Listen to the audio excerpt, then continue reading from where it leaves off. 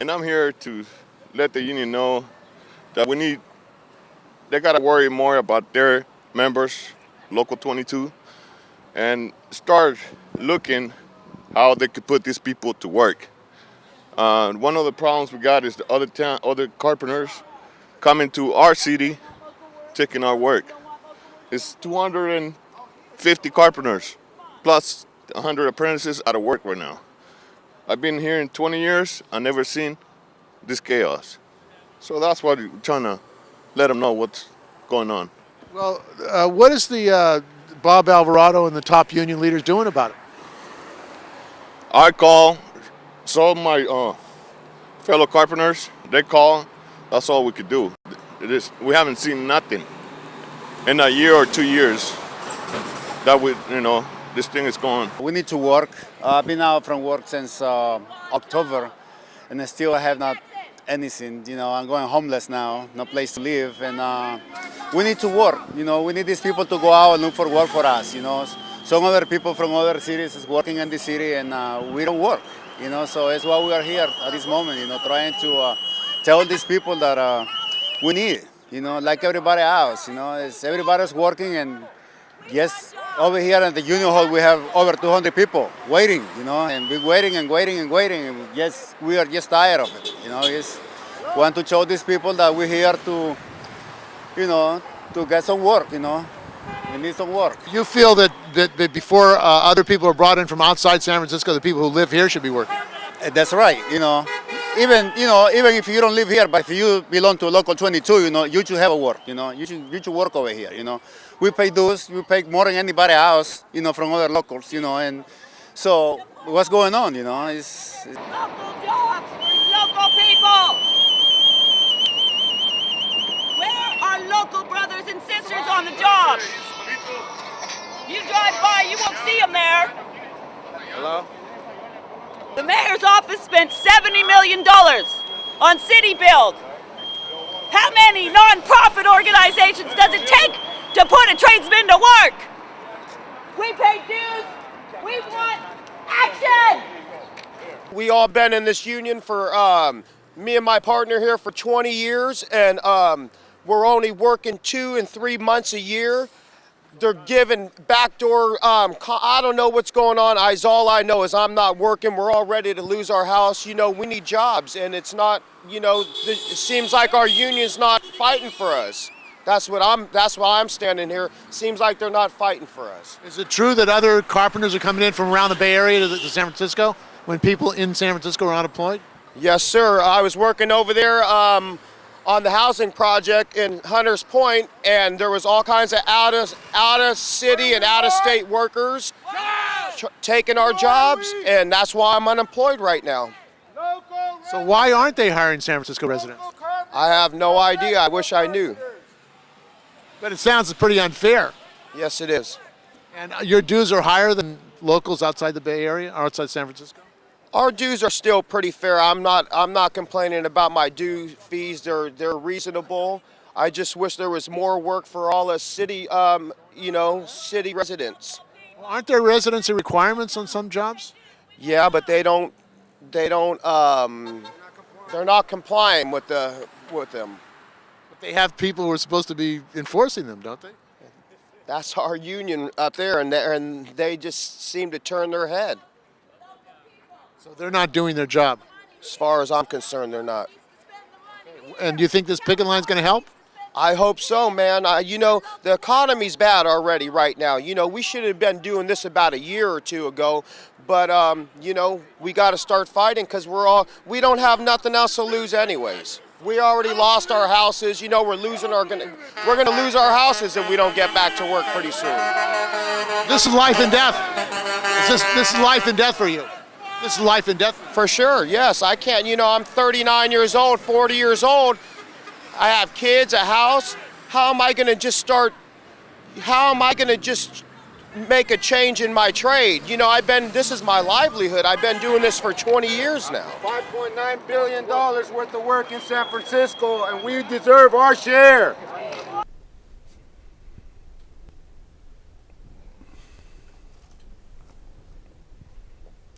Welcome to Labor on the Job. I'm the host, Steve Zeltzer. Tonight we're going to be looking at the struggle of the Carpenters, Local 22 in San Francisco. It's a very historic local in the history of the San Francisco labor movement, and we're going to look at their history and some of their present issues today. And joining with us this evening is Louise Williams. Welcome to the show, Louise. Oh, thank you. And you're a carpenter in Local 22 for 10 years. Okay. And how did you get into carpentry? I got in through carpentry through Ella Hill Hutch, community-based organization that help you look for jobs. Yes, I had Mr. Butler help me get a job. So you had a training center and you found out about it, and it's a result of that Ella Hill Hutch Center that you were able to get a trade. Get a trade, changed my life. That's great. Tremendously. That's tremendous. Okay, thanks for joining us tonight. Also joining us is Jim Salinas. Welcome to the show, Jim. Thank you, Steve. It's a pleasure to be here with you. And you've been a carpenter for a long time and an official of Local 22? Actually, much like Louise and the brothers and sisters seated to my left and my right, I came in an apprenticeship program in October 1967. I was fortunate enough. I'm native San Franciscan, born and raised here, and grew up in a pretty difficult neighborhood, and I was fortunate enough to get into that apprenticeship program, which allowed me to buy a home and raise 4 kids in the Mission District, and all 4 did very, very well. So we're all fortunate to have learned a trade. And the building trades and having a craft really offers an opportunity for working people and to have a future, really. Well, there's always going to be construction on some level, whether it's commercial or residential, and so we're very fortunate. We're always going to have people needing the type of skills and the type of talent that our membership exhibits every day here in San Francisco. We like to brag that we built this city, and literally. Built the world. Yeah, built the world. Absolutely. Okay, well, thanks for joining us. And also joining us is Miguel. Why don't you introduce yourself? My name is Miguel Gomez, and I've been a carpenter for 19 plus years. I live here in the city, San Francisco, with my family. I am a taxpayer here in the city. We also help to generate the economic engine here in the city. You know, it's very important. We are here to just discuss the Jim Salinas issue, being terminated from his position, and we feel we'll get into that. I want to introduce everyone first, and then we'll get into that issue. We got a lot of issues we're going to be dealing with, but I'm glad you're here tonight to join us, Miguel. Thank you. Thank you. Also, Paula, you want to introduce Paula yourself? DeSeth, Local 22. I also came through a pre-apprentice program, Asian Neighborhood Design. I'm a starving artist, you know, and I was a displaced homemaker, if you will, single mother. So I went to the EDD, you know, I took a lot of assessment classes, and that was the program that was available to me. And then I was recruited into the union that way.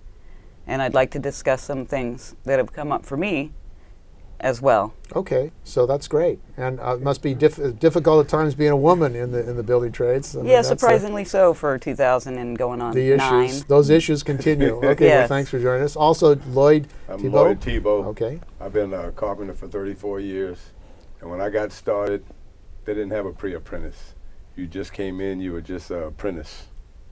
And you did everything that they told you to do. And I think that's kind of changed today. Most of the kids, they don't want to do anything. I think they just have too many privileges now. So it makes us learning the trade a lot harder today than it did yesterday. Okay, well, I want to thank you all for joining us tonight. And let's first, before we start our program, talk about Local 22, because it has a tremendous history in San Francisco. The head of it actually was the president of the Building Trades Council and also became the mayor of San Francisco. Jim, you want to talk a bit about the history of Local 22? Well, we're very proud of the history. I've always referred to Local 22 as the most prestigious and historical local in the Brotherhood. And we believe that it's actually started the Brotherhood. It preceded the International for sure.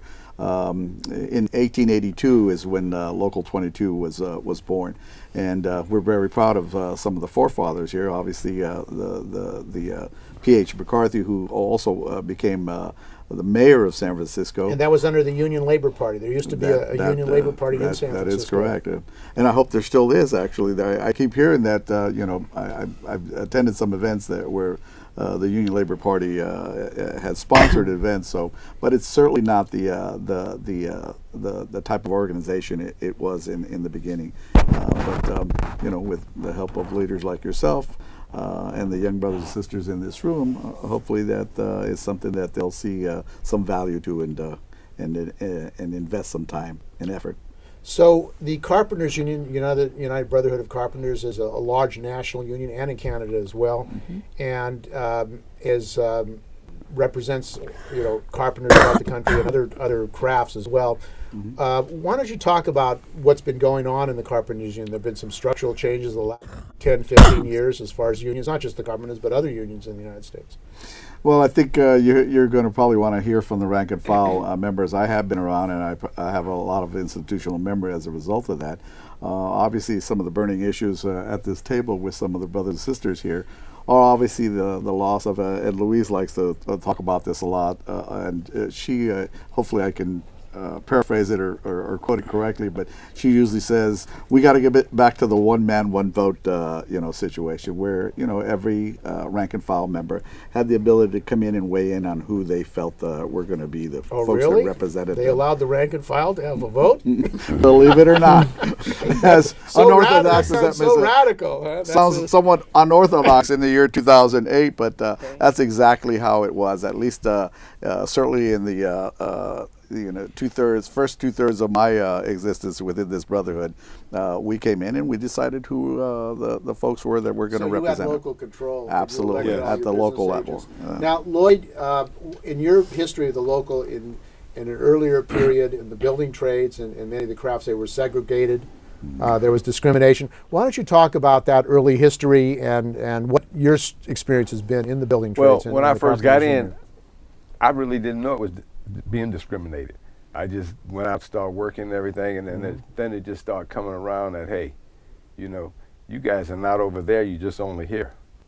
So I was an apprentice then, so I went into the local and I told the guy, I said, hey, I'd like to do some finish work.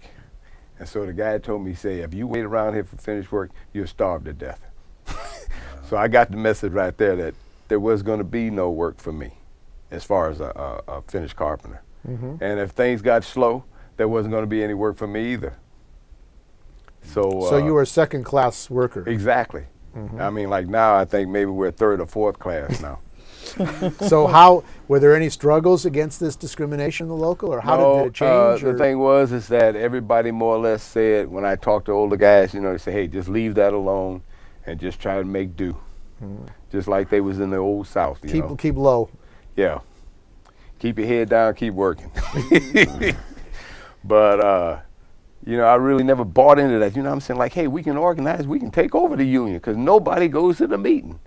Like when I got initiated in the union, there was 6 old men. They looked like 6 old drunks. And I was surprised because my father was in the union. And I mean, he went to every union meeting every month, And at one time, they used to charge you 50 cents. If you didn't make the meeting, that was the fine. 50 cents was a lot of money then. Nobody had 50 cents to be given away, so they made the meeting. But then, they always had the blacklist. So at a time, guys took it to court and said that they didn't have to go and they didn't have to pay the fine because they just got in more and more trouble if they made the meeting. So they stopped making the meeting. So I guess that's the only way they could keep their job is not make that meeting. And of course, what's happened for workers in this country, and it's true with the building trades, a lot of people can't afford to live in San Francisco. They commute hours, 2 hours away, can't afford a home, so they're basically on the road. And so it's very difficult for people to go to union meetings, and especially if their family's 2 hours away and that kind of thing. So Local 22 has had a very more democratic tradition. How many members does Local 22 have? Approximately 4,000 brothers and sisters. So it's a 4,000 members, so it's a large local in the Bay Area. And how many carpenters are there in Northern California? 40,000. So there are 40,000 carpenters. Right. And this thing that we've been talking about a little bit about what's happened with the changes, why don't we talk about the centralization? When did Local 22 members lose their right to vote? One person, one vote. When did that happen? As I recall, Steve, it happened the early part of the 90s, folks came through the delegates at the council level. This local was under the Bay County's district council. jurisdiction, and the proposal was obviously that things changed through the Constitution and the bylaws at the local level. So it was through the three councils. There was a southern, there was a northern, and then there was essentially the central, Carpenters, which was at that time referred to as the Bay Counties District Council, which was 5 Bay counties.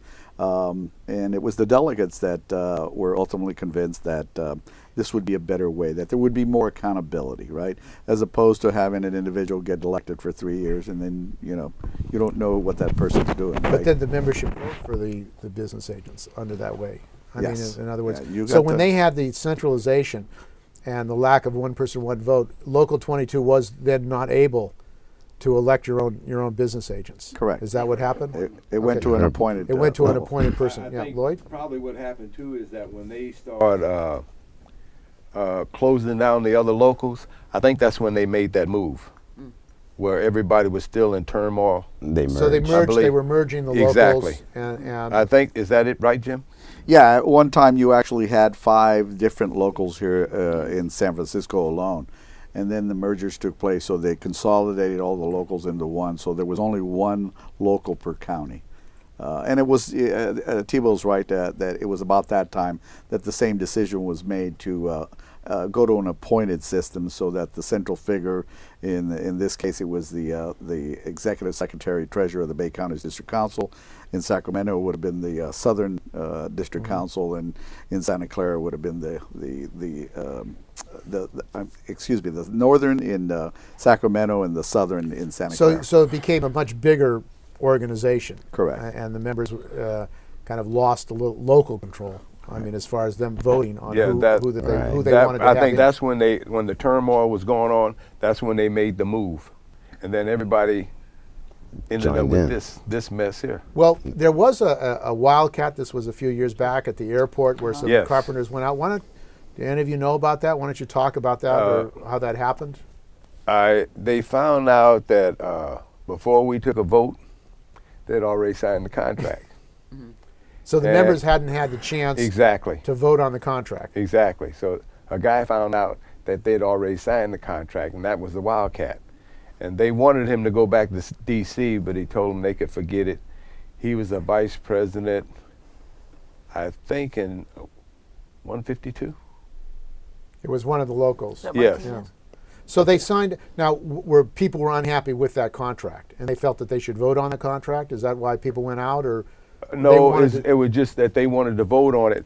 Now they felt they should vote on their own contract? That's Yes. another radical idea. No, but see, the thing was is that they'd already signed the contract, and like I said before, is that you find out after the contract's been voted on, the other deals that they've put in there, but when they're telling you, they're not telling you this one part. So you don't actually get a copy of the Exactly. contract prior to a vote? Is that No. what you're saying? Right. I've never seen one. Have any of you seen a copy of the contract prior to a vote? No. No. Well, there's drafts that they sent out for folks to peruse, so that they can make decisions. But you really don't have the actual proposed contract No. on your hands prior to a vote, so you can all go through it. And Luis, you were going to say that? Basically, we lost our right to vote. Basically, stuff that's being pushed in, we have no control over, and it's depressing. And technically, me mentioning one man, one vote could get me in a lot of trouble. Would piss people off. But shoot, we're in a land of the freedom of speech, so whatever is whatever. So you would get in trouble for saying one person, one vote? They don't like that. The person up at the top likes to control. He doesn't want one man vote. He doesn't want to put in the members to take control of their union and have one man, one vote, where their vote counts for something. What's he afraid of? Paula? Accountability. Because the paycheck is one thing. We the members pay them to work for us. I don't mean to say that they don't have some sort of authority or experience. They should bring that to the table, but a lot of times it's as if they're dictating to us what to do and not really doing our bidding for us. That's how we feel. And the voting adds the extra accountability, not just the pay and the pension, and the package and the luncheons and the moose feed and all that, but the actual accountability of knowing they might not have a job if they don't support us. Steve, if you might, I'd like to clarify this because the reality is the way the mechanism works is that all our members receive a ballot so that they can vote on the contract. So it isn't, I know you're probably accustomed to the type of ratification where you have 1,000 brothers and sisters walking in a hall, having a discussion, and then deciding that is a contract that they can support. That so used to be the way it was a lot of years ago. Right. I mean, it used to be, as I understand it, all the carpenters in the Bay Council would get together. You'd have 30,000 carpenters, and they'd all have copies of the contract, and they would debate it, and then they would vote on it after that discussion. And that's and these days, what happens is that you get a ballot in the mail. And then you have the information that they provide for you on the changes to the contract, and that's what the members vote on. So it isn't that they physically walk in and go into a voting booth and then pull the lever, yay or nay. They do it in the privacy of their homes, which obviously changes the dynamics of a discussion. Because when you and I walk into a room and we have opinions, I hear your opinions, you hear mine. There's an exchange. And then we formulate, Sure, there's an exchange and debate and discussion. Those, having been around long enough, I remember what that's like, and it is a substantial difference from what. Well, what was it like in those days? In the old days, you walked in with a few hundred of the brothers and sisters. You sat down, went over things in detail, and then, like I said, I got to hear what your opinions, and there were things that would come up that I hadn't thought about, and I'd say, well, wait a minute, Steve has a point, and maybe that's a weakness in the proposal that we got to discuss. That could seriously impact how we operate in the field, or my wages, or the future of my pension, or the way I get my vacation, and I hadn't thought about that. So that's the difference between So it was an interactive process, and the difference for that. I mean, you attend the San Francisco Labor Council, you hear very debates and discussions, and we come up with really good decisions, which I think affect all of these brothers and sisters. Exactly, Paula. Sounds like a negotiation to me. Right? Which is what we should have. Well, a negotiation between all the parties. Okay, yeah, where people have an exchange, you have a debate, and the rank and file are actually involved in what they're going to be working under, what they're going to be living under when they get a contract. Right. Now, Miguel, what happened that brought this recent situation about in the firing of Jim Salinas, from your point of view? Well, my point of view is that there was a misunderstanding between Mark Sanchez. He used Jim Salinas' name. And Mark Sanchez was running for supervisor in San Francisco? Correct. Yeah. For supervisor of District 9. Mm-hmm. He used Mr. Salinas' name, and as well as the union's affiliation, to put his for his benefit, actually, for him to support his candidacy. And it wasn't Jim never okayed it. It was never. So he used it without Jim's authorization. He used it without Jim's authorization. So 2 days later, we found out about it. A few days later, Mr. Sanchez had wrote a letter to Mr. Bob Alvarado.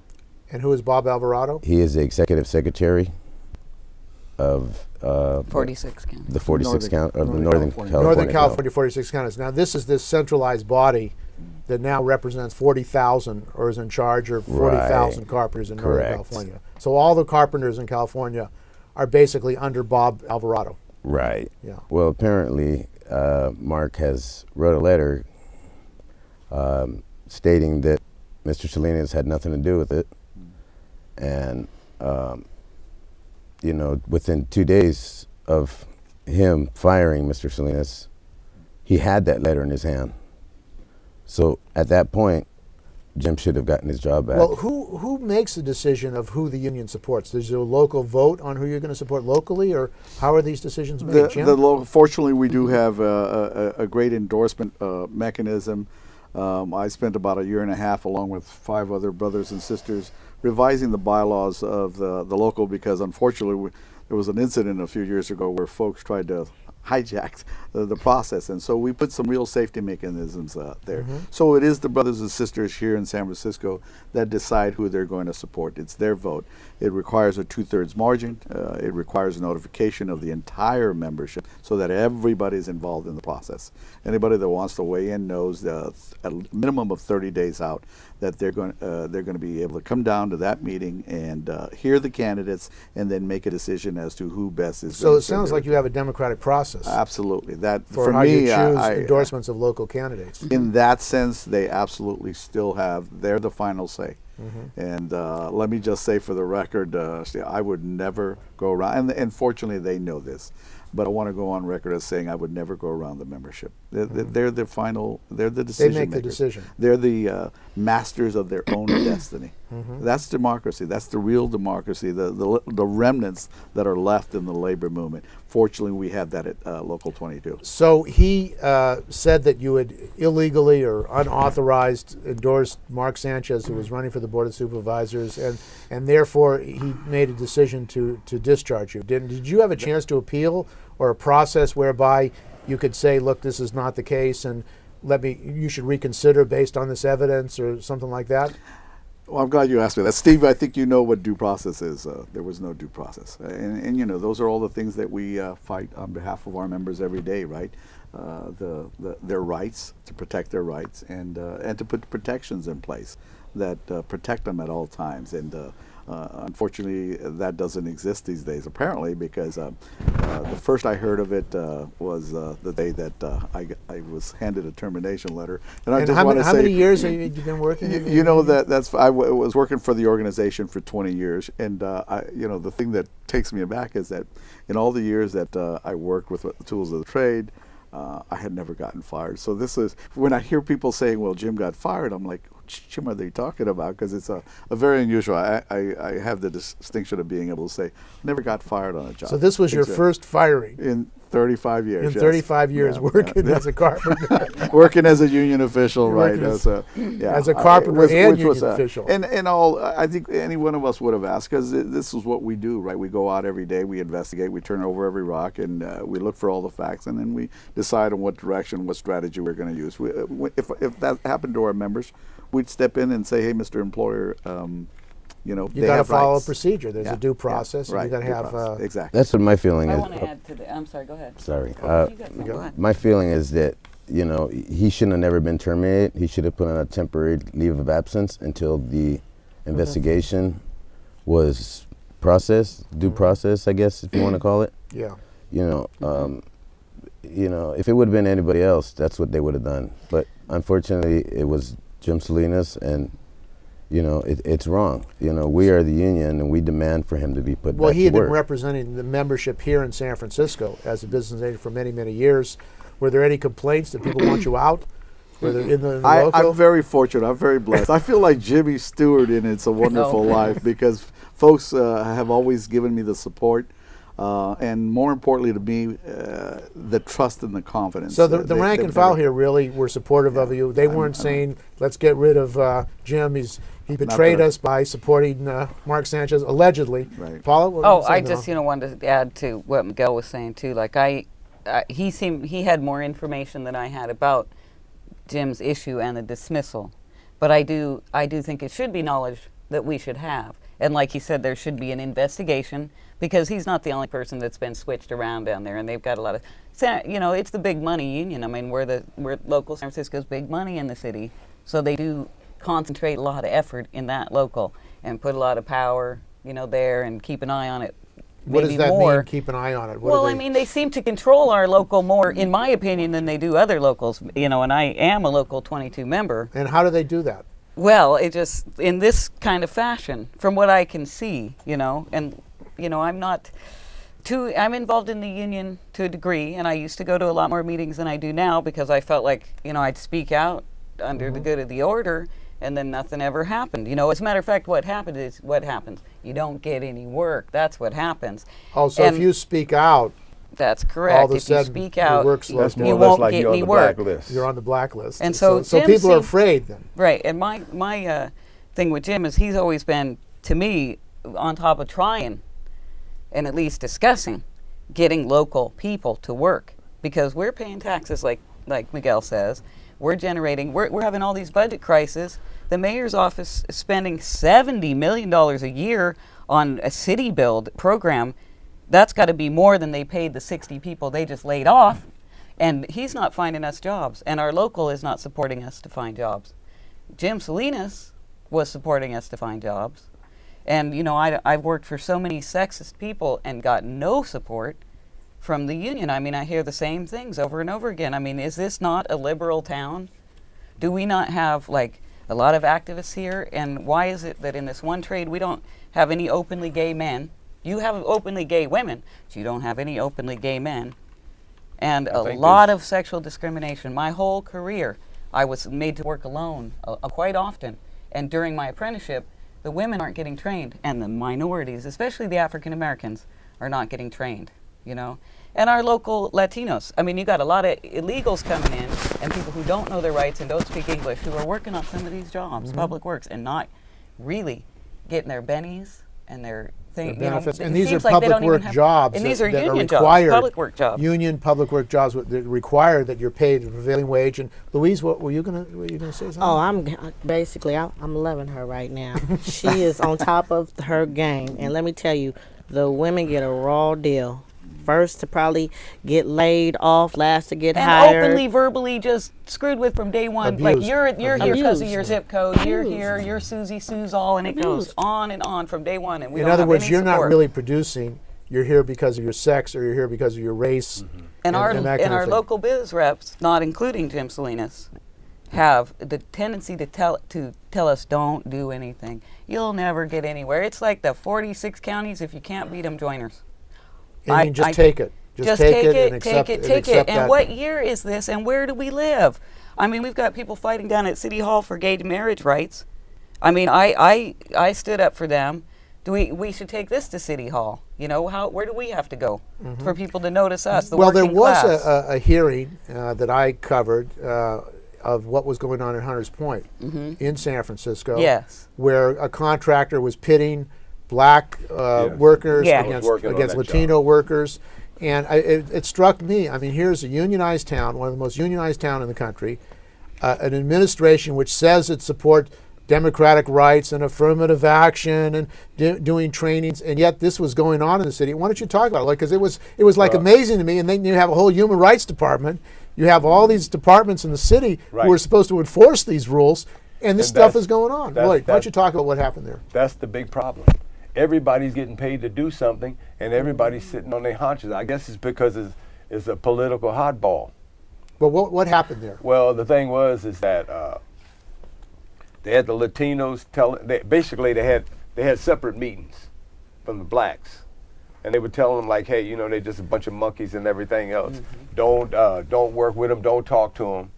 And they were telling this to the Latino workers. Yes, but after a little while, a couple of guys that worked with the Latinos before on other wooden jobs, they say, man, how come you're not talking? They say, we can't talk, because if we do, we're going to get fired. So they were told not to talk, or they would get fired. Exactly. Talk to them. Which is what they... So they met after work, and he said, hey, man, they told us that if we talk to you guys, we're going to get fired. And that this is what they're doing at our And this meetings. is a union job. Exactly. Hallelujah. Plus the shakedowns. They were shaking them down. Extortion. And one time, they had one guy, he was telling the shakedown artist, he was telling him, he says, hey, can you give me a break this month because my baby's having a kid?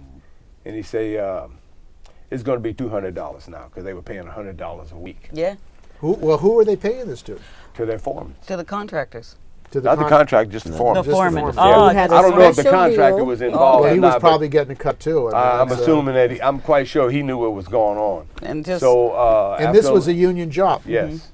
Then after a little while. And a public job. The city of San Francisco public job. Oh. So after a little while, the guy just said, hey, screw that, it's $400. That's when everybody jumped ship and told everybody what was going on. That's when everything hit the fan. When they tried to raise When they raised the $400, everybody had to jump off because, you know, hey, I'm giving you half of my paycheck. But the thing is that I talked to this one old Latino guy. He says, hey, what's happening is that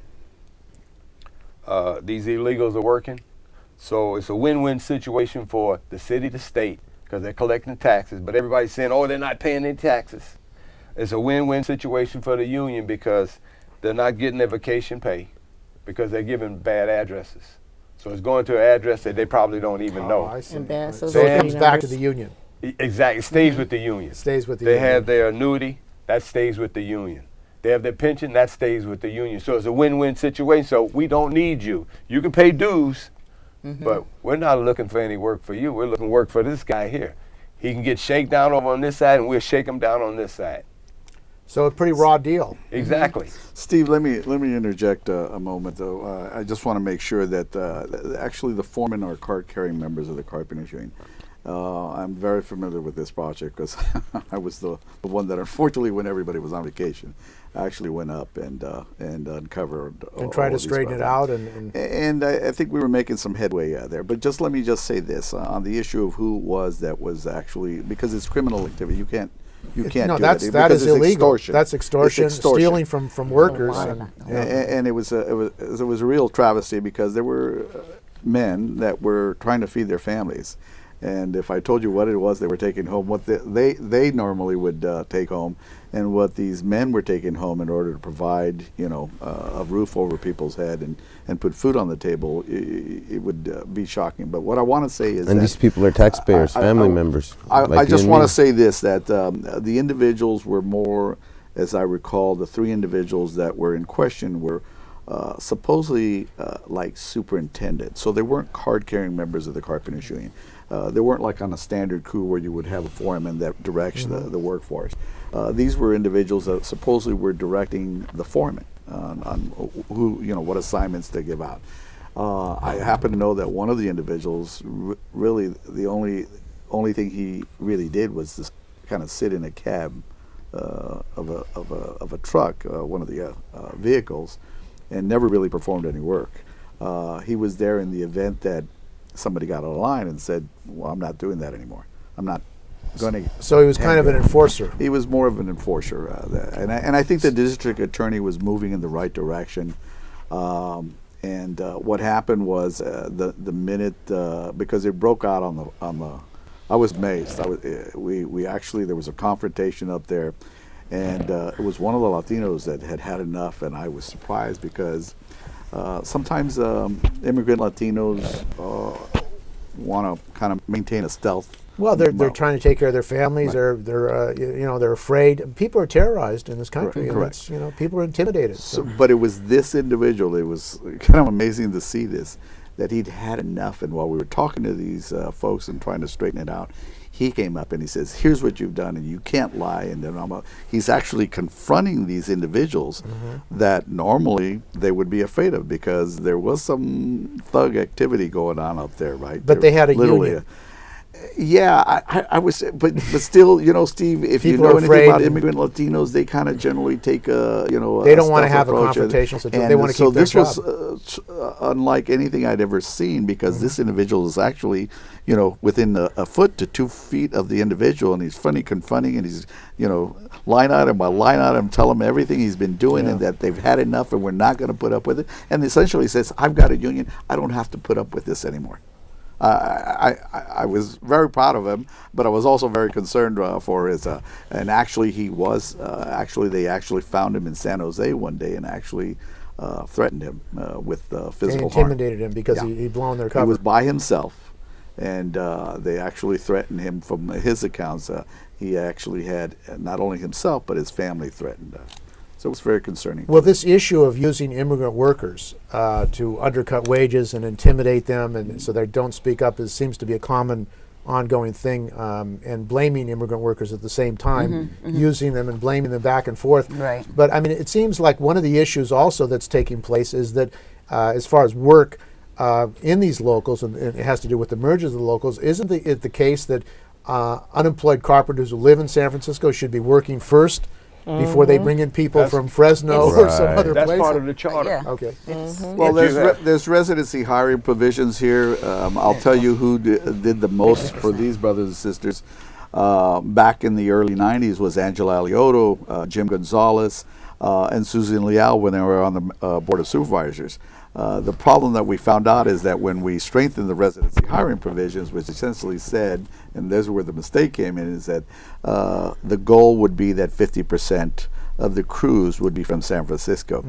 Problem was that nobody thought of, or at least I certainly didn't, think of putting an enforcement mechanism. So it's essentially like having a stop sign at a corner and a traffic light, and people saying, "Well, I don't have time to stop, so I'm just going to blow through this." There's no motorcycle cops stop pulling you over and saying, "Hey, this is going to cost you." Well, as far as something." enforcement and making Compliance sure that officers. compliance, Yeah, that we Paula? need compliance, like Jim said, and that's 50% in the city, county of San Francisco, local carpenters.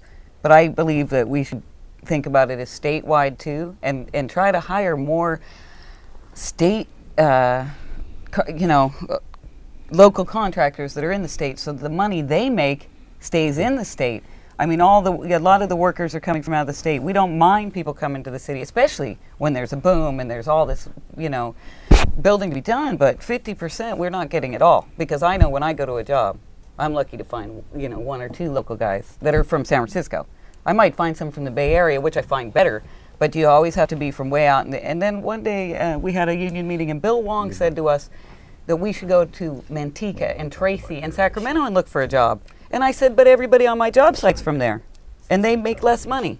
We're getting paid So in a other certain words, amount. people from all these other places are coming into San Francisco, and then you have skilled craftspeople. You have union members who are being told, "Why don't you go to Stockton or go to some other?" Yeah, they even told us that at the hall the other day. I got a comment that today, as a matter of fact, I went to the job over on Mission and Cesar Chavez.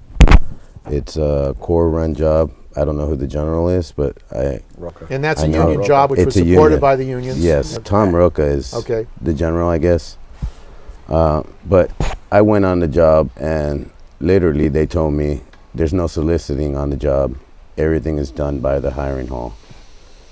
And this is a job that I understand was supposed to be a community thing. It was supposed to put 50% of the SF carpenters that live in the area to work. But unfortunately, it's not doing it. So they promised that if they got this job, if the city approved it, that they would make sure that there were people from the community, 50% who were working on the job. And it was on that basis that they got the approval and went through the whole process. But then they're telling you, they're telling me that I can't get a job. We help get these contracts by going to these meetings, these planning department meetings, going there as local representatives of our local, going down there and getting them to So you were helping to get this contractor get this because there was opposition. People there. Steve, if I may, I obviously am the person, as you well know, that goes out and secures these projects, and that's what I've been doing for the last 6 years. I don't really do field duties and haven't been doing for 6 years. So I work with the development community and the political consultants and whatnot. And let me tell you that the project on Cesar Chavez and Mission Street is one that will stick in my craw for many, many years to come, because it was Tom Roca from Seven Hills Development that sat down with us and committed, like many other good developers, people that are looking to provide real community benefits, and indicated that he would be securing a union general contract. It was on that basis, Steve, that we supported this project and went down, spoke to the members of the Planning Commission and members of the Board of Supervisors to support this project. And one of the community benefits that this individual, which is one of the most dishonorable people I have ever come across, again, his name is Tom Roca, and he was told at the time that he could not use his brother, Jeff Roca, his scab contractor brother, Jeff Roca, who's Pantheon Construction, on this project, that we expected him to have a union general contract. Because when you have a union general contractor, everybody on that job site is going to be union. There'll be a signatory to the union contract. And there's going to be a standard. Sure. Right? When you have a scab general contractor, all kinds of things happen. They sneak people on. They have there's all payoffs. kinds of In fact, that's what they like. All kinds of things. Because then they can take more money from the workers. So one of the things that was committed to, which is very important to me, I think you've heard me say this on many occasions in public and private, and everybody's heard me say, is that you need to put folks from the community to work. And they committed to that. And my understanding from the experience that Miguel had this afternoon is that he went out there, and he's been around a long time, as has Thibault, and so he knows who our membership is. He didn't recognize any of the carpenters out there as being from San Francisco. There were 12 carpenters. The commitments that were made to this membership, and more importantly, this community, it was supposed to have put the community to work. He's following none of those. And people economically right now in San Francisco, carpenters are suffering. Yeah. You know, they're not It's a working. huge People are out of work list right now. Huge out of work. What's your out of work list at the right now? I went to the hall this afternoon, and we have 273 journeyman carpenters, and these guys are professionals. Yes. We've been in the trade. We've been trained. We got a 4-year college course behind us, college credits, if you may, and you know we should be the ones that are out there first. So why in this would job. you have to go outside San Francisco to do jobs in the city when the contractor promised the people of San Francisco and the unions that these would be union jobs and 50% would be from people inside the union? Not to mention that our taxes are paying for a lot of these works. Like the Academy of Sciences is tax and, you know, private funded. I didn't know one person that could get on that job locally. They kept turning me away. Matter of fact, they were telling me it's done before it even started. Judy Gatewood down from Local 22, that is her sector. Her sector. She's just tells women all the time, don't speak up, you can't do nothing. She systematically keeps us out. As a matter of fact, she's told people not to hire me based on the fact that I was supposedly good looking, or you know, something like that. She told people not to hire you because you were good looking. Yes. And I've had all kinds of things. Judy Gatewood, local business rep. She's a business rep. She's a local business rep yes. for your union? Yes. And when I had a problem, San Francisco? The first time I met with Judy Gatewood I had an issue with Cahill, and I called someone down there. It spoke directly to someone quietly who promised not to say anything, and I know they didn't. Judy Gatewood came for Cahill. Said, Cahill says, we have a problem, Paula. I hung in there with Cahill for 1.5 years. But couldn't play their games anymore. I did all, by the way, all public work with Cahill's for residential hotels, right? I could write a book on the things I saw and the racist things that they said to me. Because I'm white, they think I'm going to go along with that. I can't tell you. You know, they tried to give me 2 weeks paid because the Human Rights Department came in there because my boyfriend called the Human Rights. They wouldn't let me on the job site the next day. And I wouldn't leave the job because I had worked. I had started that job myself, did the temporary plumbing, carried all those baloney cords, did a lot of framing, a lot of really rough work, and then they tell people that woman doesn't work. And then I get all these rumors. So they were basically slandering you because you did not want to go along with the business that they were pulling. So then they put me on to different job sites and had me talk to a couple women that are also dirty, you might say, and or corrupt, that work for Cahill. And then they sent me around to different jobs and laid me off. Although I completed every task they asked me to complete, no matter how difficult physically. I mean, what is the relationship of this issue to Bob Alvarado and the firing of Well, I'll tell you, let me say something, Jim, because he asked me a question just before you start.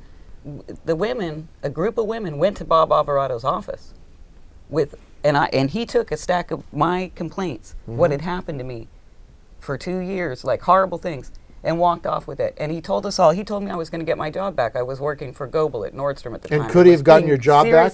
He certainly could have done something to get my job back. Sure. As a matter of fact, I went back and they told me I needed a spanking after. And they had their idea of a sexual harassment meeting for Dome Construction was to put pamphlets in the corner, have everybody stare me down and give me dirty looks and say, there's a pamphlet over there if you want one. The only person who was really sexually harassing me was this boss who was saying I was sleeping with him or something when I wasn't. Sure. He's the only one who read the pamphlet. I felt bad for him because he actually came to me and, gee, you know, I'm sorry, you know. But on that job, they did all this stuff where they pit the racist guy put him with the black guy. You're going to work with me. So they were tormenting you, and they were basically terrorizing people. I stayed there for 2 weeks with people calling me a whore, and then Bobby Alvarado never returned any of my phone calls. He just threw them in the garbage. He has my paper. Or he knows, and I have witnesses. All these women went in there with me. So this Bobby Alvarado, apparently, as far as some of the members in San Francisco, is a very unsavory character, and not certainly following union principles, and not just in your case, Jim, but as far as really backing up the carpenters when they have real issues. Lloyd? Somebody can also go there and they can testify that they have never won a racist complaint through the union. They've always been found innocent.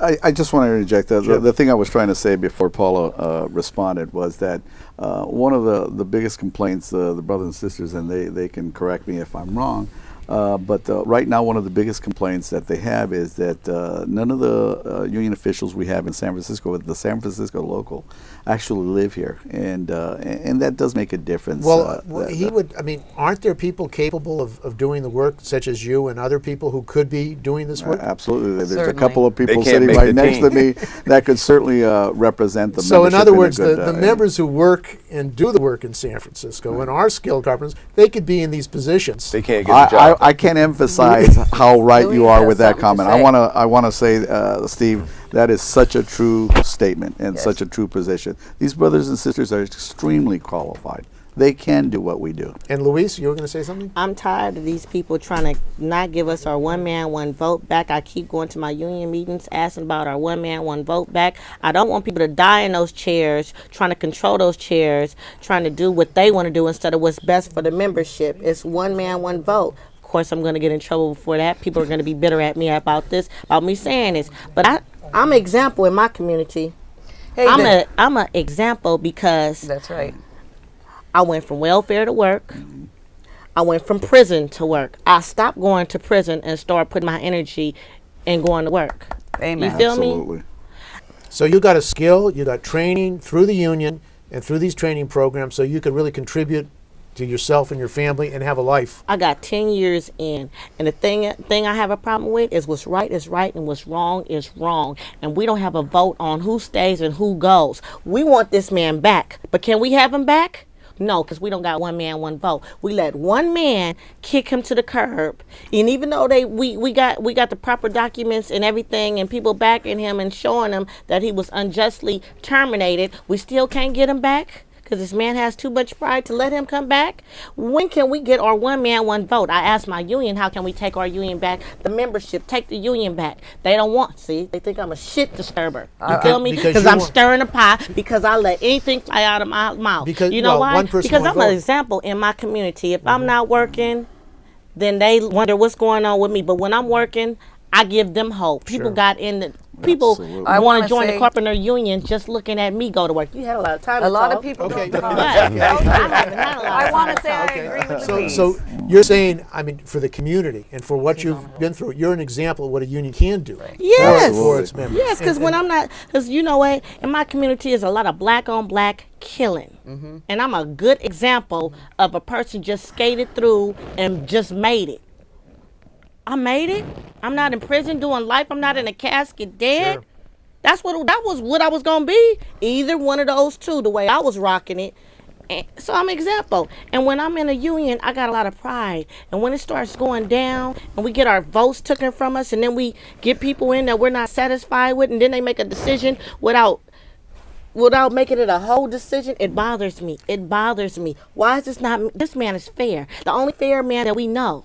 You feel me? And then they bring in other people who apparently have a problem really even enforcing the contract and defending members. Right, and I want to say Because this they about don't want to rock Louise. the boat. They love that check. That's the We money. don't want That's the nobody. check appointed. You gotta But I love the know that union. for an African American woman like Louise to hold it out for 10 years, that every bit of skill she had to fight for, and she'd probably be on top of her game like one of the A team if they would ever let her be the A team. Like I could have been top of my class on many different apprentice classes, as well as Miguel, you know, if they give you a fair playing field. You know, So you're but they talking can't- about fairness and equality for the membership. Yeah, and like Exactly. he said, a better, like something like, you know, concrete framing trim. Because a lot of times they'll use that, you know, to keep people down. You don't have Well, enough I said that, qualifications. That's okay, right. the They need to apprenticeship have some sort program of should be age thing. 1 year of wood, 1 year of concrete, and 1 year of finish, and then the 4th year you're on your own. Just do To missile. But I have mean, the whole background. you give those kids a test to make sure that contractor's training them, and then they do blueprint reading in the process of that when they on this job or that job, they do the blueprint reading so they know where they are. So They we're can look at it and talking say- about a real democratic restructuring and having a program that really trains people. Right. So they can get all the skills and they can really Exactly. contribute to society. Well, I want to thank you all for being here. And I'm sure that this won't be the last time that we No. talk about this issue because it's very serious. It's people's lives that we're talking about here. and the future, really, of working people, of carpenters in San Francisco and around the country.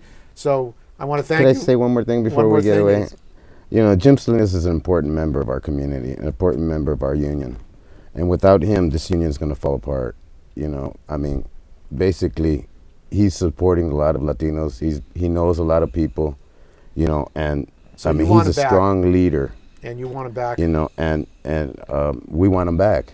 Okay. You know, And the black basically. people want him back too. Okay, well, there's some solidarity in this You local. fair? So I want to thank you all for joining us, and also there will be other actions. We'll be covering them on Labor on the Job. So thank you for joining us tonight. Thank you, Steve. Thank you. Okay.